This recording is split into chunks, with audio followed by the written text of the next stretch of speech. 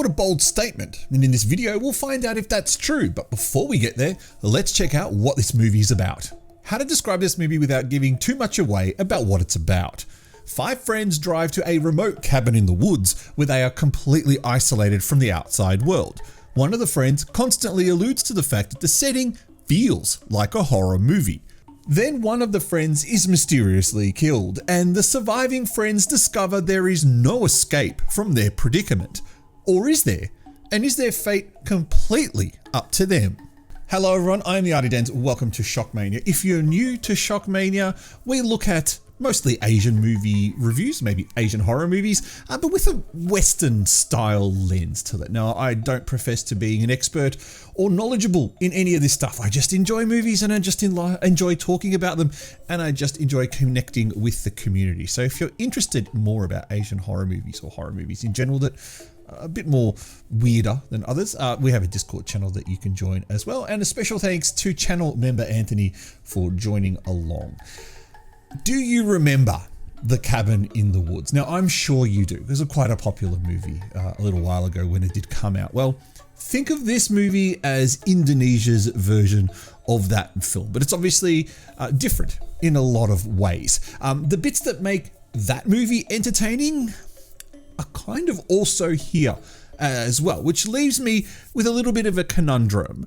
Which movie is better, and should I recommend this movie to you?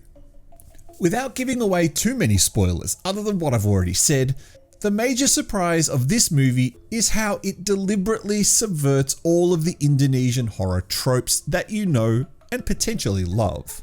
In fact, it doesn't just do it deliberately, it makes an explicit reference to it. It's at that point you know exactly the type of movie you're watching. As the movie proceeds, you nod along with the characters as they mention what should happen if they were in a movie. Now, in that regard, it's kind of like the first Scream film. It appears we have self-aware characters who must work out how to survive their scenario. Where it gets interesting is trying to work out what scenario it is they are surviving.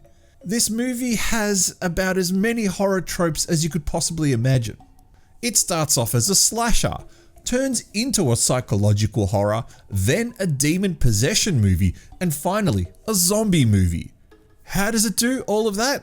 Well, I think it's best that you watch this movie for yourself. It sounds like I'm recommending the film. Well, not so quickly there. While I liked the cleverness of the film, especially in the second half where the movie's villain is introduced, it's the long scenes of exposition. Essentially, when the movie starts to explain things to the audience. That's frustrating.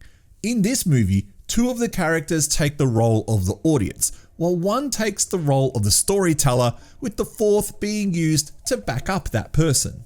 Now, as I said, it's clever, but it's also way too long. And it happens multiple times.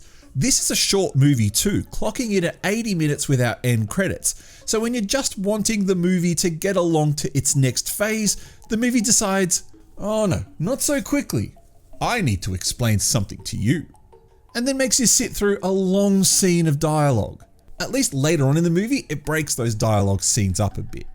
When the movie isn't referencing other movies, and some of those are very obvious if you love Indonesian horror films, or wishing it wasn't directed by Joko Anwar, then there are some genuinely laugh out loud scenes in the film. After all, this is a comedy horror, a very black comedy horror. Am I recommending this film? Yes, I am. But be forewarned that unless you know The Cabin in the Woods, you'll be a little confused by the first half of the movie. There's also a wonderful reference to my favorite Indonesian horror movie, The Forbidden Door, which makes this movie a bit of a hybrid between both of those films.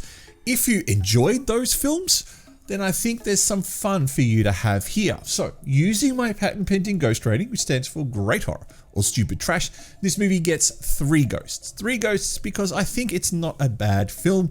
There's just some elements of it that definitely could be improved, such as those very long scenes of exposition. And I do enjoy the way the movie gets so self-aware towards the end that it starts to do things that it talks about, and definitely likes how it starts listing all of those things that you would see in an Indonesian horror film and then going ahead and doing the exact same things. It's that kind of little humor where you go, I saw it in that film, and I remember that film doing that this movie invokes in you. However, if you don't know too much about Indonesian horror cinema, or you haven't seen a lot of Indonesian horror movies, some of those references and some of those kind of nods to other movies will go over your head, unfortunately. But that's probably a really good excuse for you to start watching more Indonesian horror movies. And if you want to know more about Indonesian horror, then on our channel here on SHOCKMANIA, I have plenty of videos where I discuss movies, Indonesian horror movies, that I think you should get into if you're a beginner, and you should watch if you're looking for something a little different. And of course, there's plenty of other Indonesian horror movie reviews here. It sounds like I'm spooking the channel, and I am. Please subscribe to the channel and join me for this craziness. There is a Discord link in the description below for you to join. There's quite a few people there already, and we do have quite regular chats. So please come along and tell us your opinions. I am the Artie Dans. You are watching SHOCKMANIA. Thank you so much for tuning in. I will see you in the next movie review or video. See you there.